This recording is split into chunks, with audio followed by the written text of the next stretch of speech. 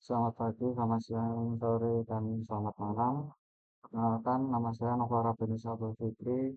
Untuk video kali ini kami akan mempresentasikan proyek tugas akhir dari matkul Machine Learning, yaitu implementasi model Machine Learning untuk analisis tren dan faktor risiko HIV/AIDS menggunakan dataset global. Proyek ini merupakan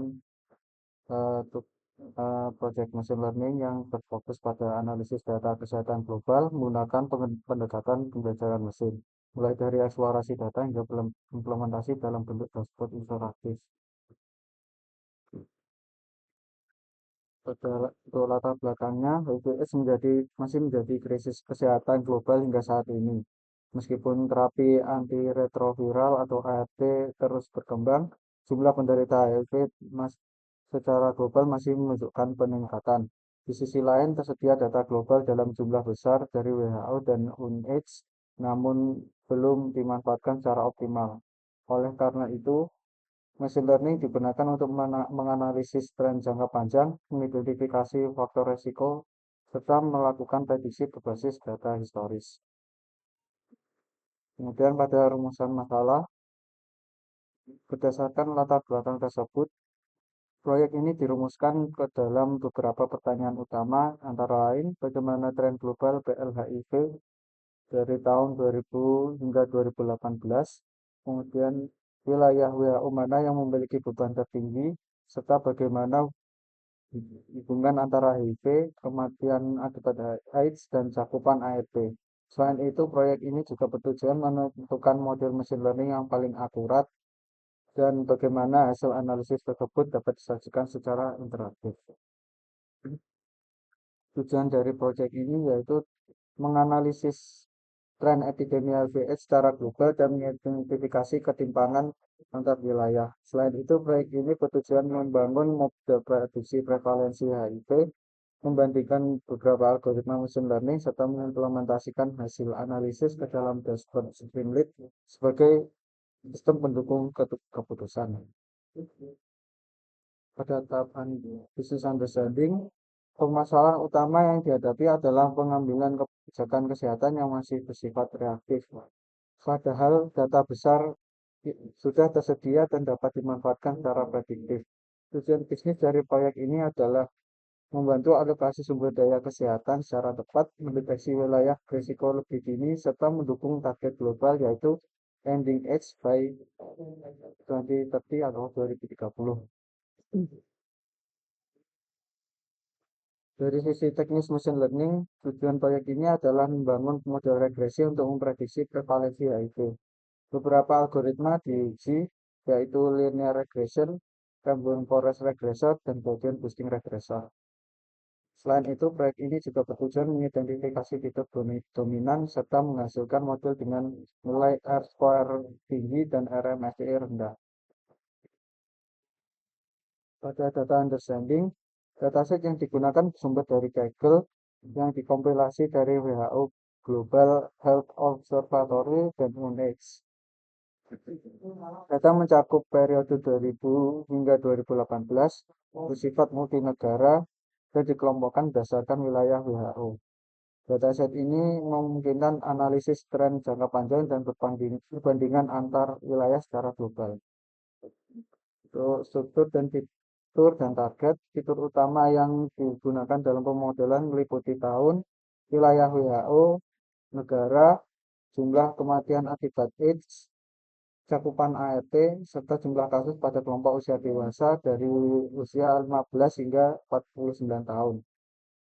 Jumlah target atau label yang diprediksi adalah jumlah orang yang hidup dengan HIV atau PLHIV yang bersifat kontinu. Pada EDA tren global, PLHIV meningkat dari sekitar 20,7 juta pada tahun 2000 menjadi 31,4 juta pada tahun 2018. Meskipun laju pertumbuhan mulai melambat setelah tahun 2010, jumlah total kasus masih terus meningkat. Hal ini menunjukkan bahwa ART berperan menurunkan angka kematian namun belum menurunkan prevalensi total HIV. Kaidah distribusi wilayah. Distribusi kasus HIV menunjukkan ketimpangan yang signifikan antar wilayah.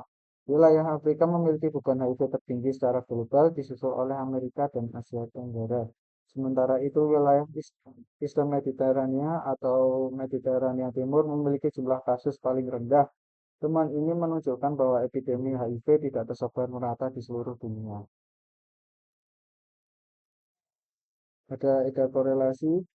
Analisis korelasi menunjukkan hubungan yang sangat kuat antara jumlah kasus HIV dan kematian akibat AIDS dengan nilai korelasinya sebesar 0,908.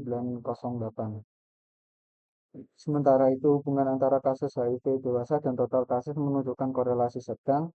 Hasil ini menegaskan pentingnya akses ART dan deteksi dini dalam menekan dampak HIV atau AIDS. Data preparation dilakukan eksasi nilai numerik menggunakan regex atau regular expression, kemudian mengimputasi nilai hilang berbasis wilayah WHO, serta normalisasi dan scaling fitur. Variabel kategorikal diencoding agar dapat diproses oleh model, dan dataset kemudian dibagi menjadi 80% data latih dan 20% data uji. Untuk kodenya seperti ini.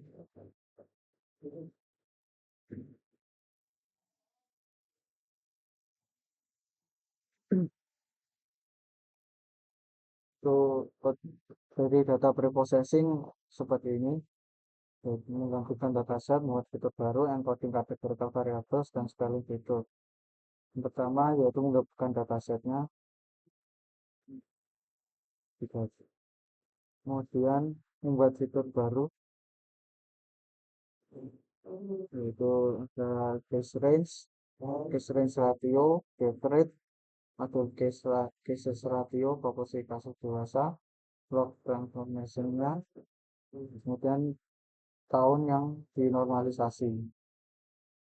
Kemudian ada encoding kategorikal, yaitu untuk region Afrika, Amerika, Eastern Mediterania, Eropa, Asia Tenggara, dan Pasifik Barat. Kemudian ada menentukan fitur dan target, memilih fitur X dan target Y, kemudian visualisasi korelasi fitur dengan target. Fiturnya seperti ini, ada 9 fitur, year, age, actual cases 15 sampai 4 bulan, case range ratio, death rate, cases ratio, year normalized, dan WHO region encoded. Kemudian untuk targetnya ada repeat cases, dan untuk korelasi fitur dengan targetnya seperti ini. Untuk modeling saya lanjutkan ke teman saya Yogyakarta.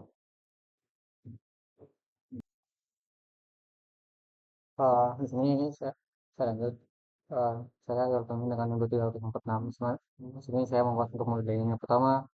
Model yang kami uji itu ada tiga. Yang pertama itu ada linear regression, yang kedua itu random forest, dan yang ketiga itu random listing. Mungkin kita bisa lanjut ke pertemuan ini.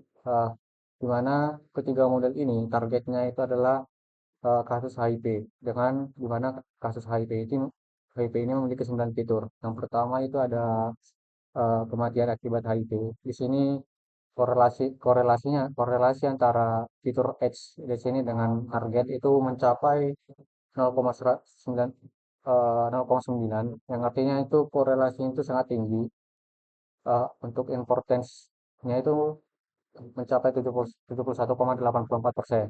Terus ya, fitur kedua ada case strength, di mana di sini untuk korelasinya itu mencapai 0,88, yang artinya itu korelasinya sangat tinggi, dengan importance-nya itu mencapai 25%. Terus yang ketiga ada fitur kasus pada usia 15 sampai 49 tahun, di mana di sini untuk korelasinya itu mencapai 0,49. dengan korelasinya itu antara fitur dengan target HIP itu sedang. Terus yang fitur keempat itu ada cache cache range ratio, di mana di sini untuk korelasinya itu minus, yaitu 0,89, yang artinya itu korelasinya itu lemah negatif. Terus fitur kelima ada dead rate, di mana di sini untuk korelasi antara fitur ini dengan target kasus HIV itu minus, yaitu 0,1. Artinya korelasinya itu lemah negatif. Terus yang keenam, fitur keenam ada Kadul kasus rasio, di mana di sini untuk korelasinya juga minus, yaitu minus 0,168. Terus yang artinya itu korelasinya lemah negatif. Terus eh, fitur ke 7 itu ada WHO region included, di mana di sini untuk korelasinya juga minus, mencapai 0,2. Artinya korelasi itu lemah negatif. Terus untuk fitur ke-8 itu ada year, di mana di sini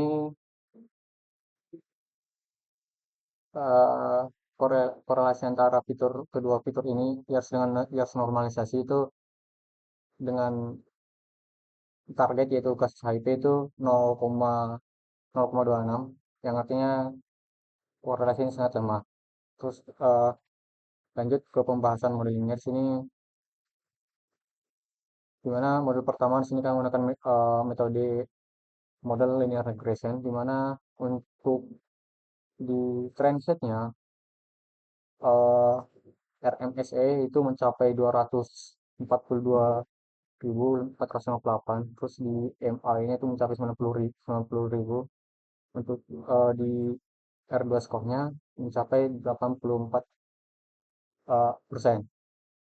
Untuk di test itu RMS-nya itu mencapai 99.102, untuk MI-nya itu 63.492. Untuk akurasi R2 skornya itu 88%. Itu kita bisa di visualisasi yang ini antara perbandingan akurasi R2 skor uh, rank, rank set dan test set linear regression. Lalu model kedua yang kami uji itu menggunakan random forest, di mana di sini kita bisa lihat untuk di transit RMS-nya itu hanya 139.228, untuk MI-nya itu 96.529. Untuk akurasi R2 score-nya itu mencapai 94% untuk di transit, artinya akurasinya tinggi. Untuk di test set RMS-nya hanya 47.274, MI-nya hanya 22.377. Lalu akurasi R2 skornya itu mencapai 97%. Kita bisa lihat itu di uh, visualisasi trans transit dan test set model random forest, mana untuk di transit-nya itu mencapai 94%, di test set-nya itu mencapai 97%. Lalu model ketiga itu kami menguji menggunakan gradient boosting regression, di mana di sini kita bisa lihat untuk transit-nya itu RMS-nya itu mencapai 295, MI-nya itu 223. Lalu di sini R2 skornya itu sempurna untuk di transit. Tapi untuk di test set RMS-nya itu mencapai 66.534, MI-nya itu 25.254. Lalu untuk akurasi R2 skornya itu mencapai 94%. Kita bisa lihat di visualisasi ini antara perbandingan transit dan test set antara model gradient boosting. Untuk di transit-nya itu mencapai sempurna. Untuk di akurasi R2 skor akur di tesnya itu 94%. Tapi kita bisa, namun untuk melihat model mana yang paling terbaik, sini kami melakukan evaluasi model Dimana di sini kita bisa lihat untuk linear regression itu di linear, bisa lihat di sini di linear regression itu untuk di trend set di akurasi trennya itu 84%, di tesnya itu 88%.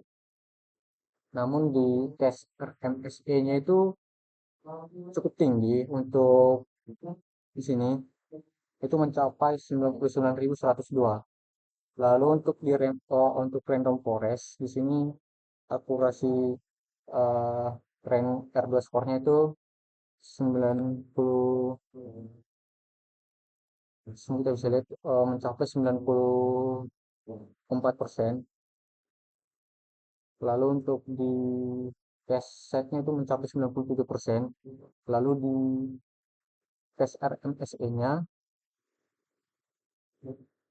untuk random forest itu rendah, yaitu hanya 47.000.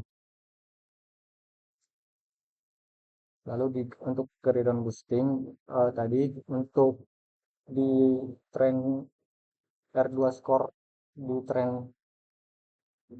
di trennya itu sempurna itu 100. Namun di tesnya itu R2 hanya mendapat 94%.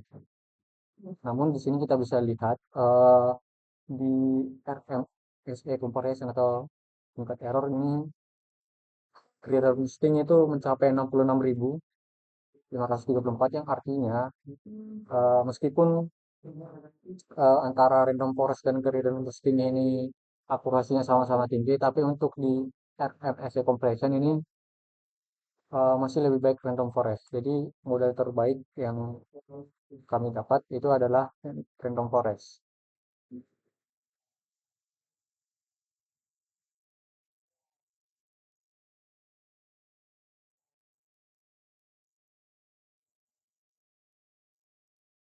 Lalu di sini untuk evaluasinya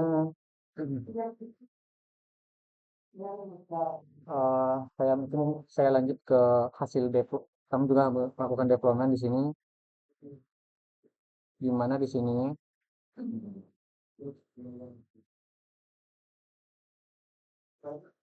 eh, hasil deploy kami itu mencakup yang pertama itu trend test grid summary, di mana seperti yang dijelaskan di bagian ini, di mana data trennya itu kami data trennya itu mencapai 80 hampir 80%. Untuk tesnya itu hanya di 20%. Lalu di sini kita lihat di bagian dashboard kita bisa lihat distribusi target antara trend versus test. Dimana di sini untuk yang pertama histogram median, di sini kita bisa lihat diagram batangnya ini tuh tidak stabil atau terlalu ekstrim. Yang artinya itu da- data data datanya itu datanya tidak tidak tidak tidak merata. Hanya beberapa hanya beberapa data yang memiliki tingkat eh, frekuensi yang sangat tinggi untuk di histogram ini. Lalu kita juga bisa lihat itu di block scope target, di mana untuk trend dan testnya itu kita bisa lihat untuk di trendnya itu outlier bulatan-bulatan outliernya ini tidak, beberapa data itu hanya sedikit. Namun ada beberapa data itu yang loncatan datanya itu sangat tinggi. Ada yang bahkan ada yang mencapai 6 juta. Lalu untuk di bagian data testnya itu sama, ada beberapa data itu kecil, namun ada beberapa data yang sangat tinggi atau ekstrim. Um, Lalu kami juga di hasil dari deployment kami sini juga membuat tren pertumbuhan dan penyebaran HIP per tahun, di mana di sini kita bisa lihat bagaimana tren pertumbuhan kasus HIV secara global, yaitu mencakup 6 region. Kita bisa lihat di sini pertumbuhan dari eh, mungkin dari region Afrika, bagaimana pertumbuhan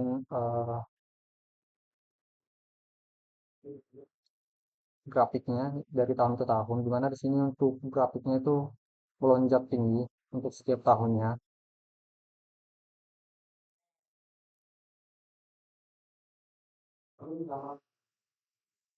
Uh, untuk di Amerika itu grafiknya itu tahun per tahun itu di tahun 2015 sampai tahun 2018 itu mengalami penurunan.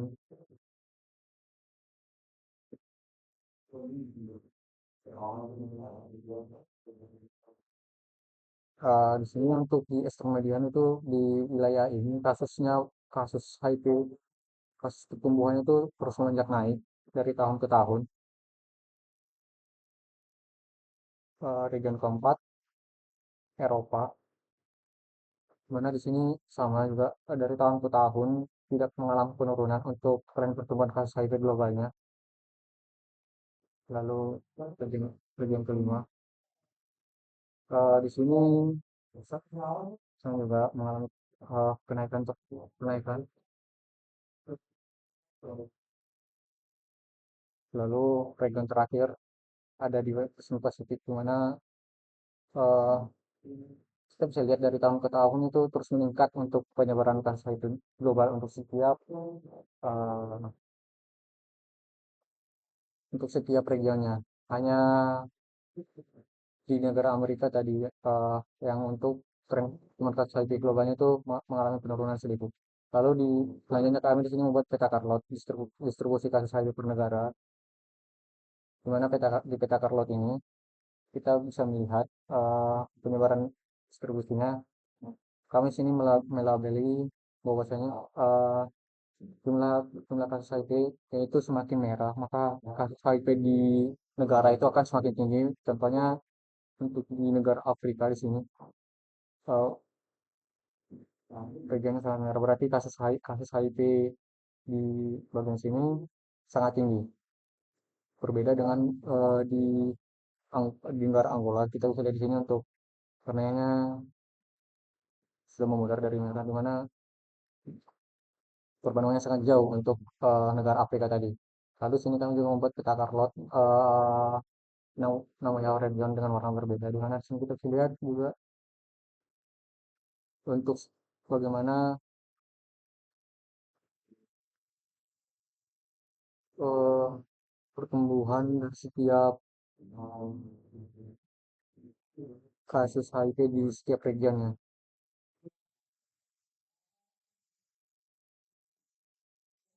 Lalu yang terakhir kami di sini membuat output dari season support, di mana eh, dari secara global total kasusnya itu mencapai 102,7 M,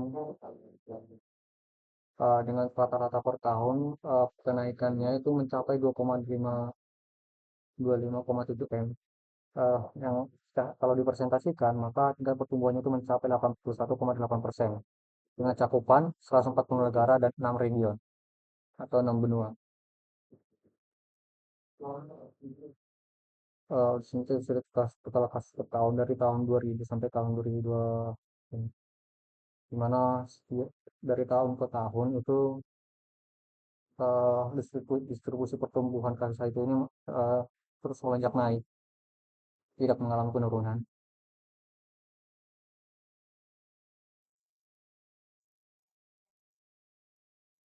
Secara kesimpulan, machine learning efektif untuk analisis HIV/AIDS. Random forest menjadi unggul secara performa dibandingkan dengan dua modeling lainnya. Lalu data global berhasil juga menjadi insight strategis. Lalu sistem mendukung kebijakan berbasis data. Untuk saran, integrasi data riset ekonomi, lalu penggunaan SMTF untuk time series, lalu integrasi IT WHO secara real time, lalu pengembangan dashboard lanjutan. Mungkin sekian presentasi proyek dari kami. Terima kasih.